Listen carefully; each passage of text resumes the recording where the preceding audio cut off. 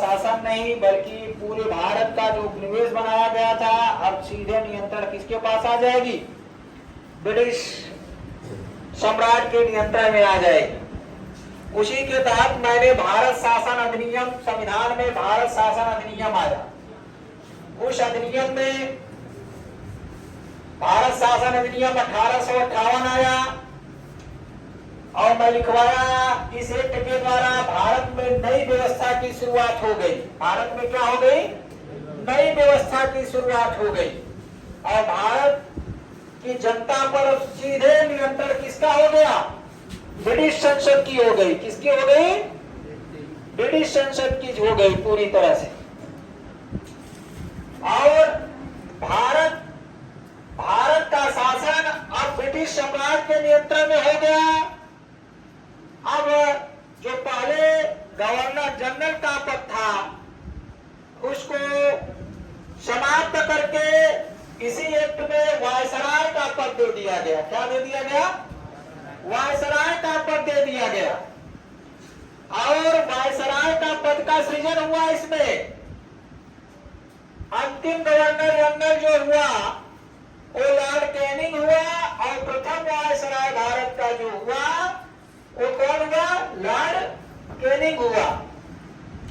और इस अधिनियम में राज सचिव का पद का सृजन हुआ। सबसे महत्वपूर्ण यह भी है कि इस अधिनियम में राज सचिव का पद का सृजन हुआ और इस राज सचिव में भारतीय शासन की संपूर्ण शक्ति निहित थी। इस राज सचिव में भारतीय शासन की क्या थी? संपूर्ण शक्ति निहित थी। और इसी में इनके जो है राज सचिव में उसकी सहायता के लिए 15 सदस्यीय परिषद का गठन किया गया। कितने सदस्यों का? पढ़ाते रहो। 15 सदस्यों का गठन किया गया। देखो इसी राज सचिव में हमको 15 सदस्यीय गठन हुआ। देखो लिखो, उस राज्य सचिव की सहायता के लिए, लिखो राज्य सचिव की सहायता के लिए, राज्य सचिव की सहायता के लिए, राज्य सचिव की सहायता के लिए 15 सदस्यीय परिषद का गठन किया गया। 15 सदस्यीय परिषद का गठन किया गया। 15 सदस्यीय परिषद का गठन किया गया और इस 15 सदस्यीय परिषद में 8 सदस्य ब्रिटिश सरकार के थे और 7 सदस्य बोर्ड ऑफ डायरेक्टर के माध्यम से नियुक्त किए जाते थे।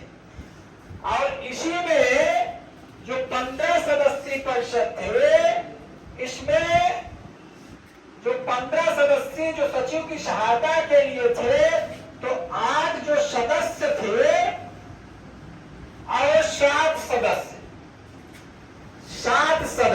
2 भागों में विभाजित कर दिया गया। 8 सदस्यों की नियुक्ति ब्रिटिश सरकार करती थी। कौन करती थी? इसकी नियुक्ति कौन करती थी? डायरेक्ट ब्रिटिश सरकार। कौन करती थी? ब्रिटिश सरकार। कौन करती थी?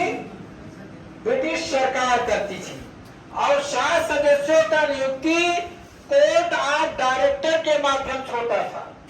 कोर्ट ऑफ डायरेक्टर के माध्यम से होता था। किसके माध्यम से? लिख लो, कोर्ट ऑफ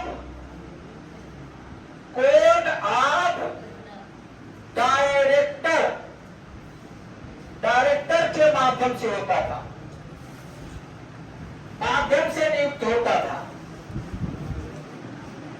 और साथ साथ में इस अधिनियम में भारत सचिव का, इसमें जो इनके भारत सचिव और भारतीय परिषद के सदस्यों को वेतन किससे दिया जाता था? भारतीय कोष को से। किससे दिया जाता था? इनका भारतीय कोष से। इनको वेतन कहां से दिया जाता था? 15 सदस्य का वेतन कहां से दिया जाता था? भारतीय कोष से। कहां से दिया जाएगा? भारतीय कोष शासन दिया जाएगा। देखो इस तरह से भारत शासन अधिनियम जो है 1858 की समाप्ति होती है। लेकिन प्रश्न पूछता है, प्रश्न ये पूछता है कि किस अधिनियम में वायसराय का पद का सृजन हुआ? किस अधिनियम में? किस अधिनियम में?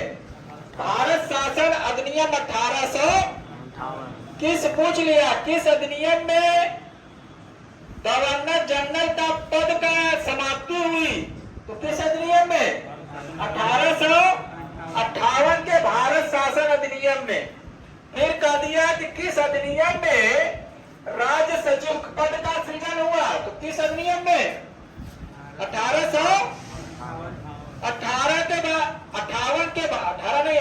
के भारत शासन अधिनियम में हुई। और फिर कह दिया कि जो सम्राट की सहायता के लिए 15 सदस्यीय परिषद का जो गठन हुआ उसमें 8 सदस्यों की नियुक्ति किससे की जाती थी?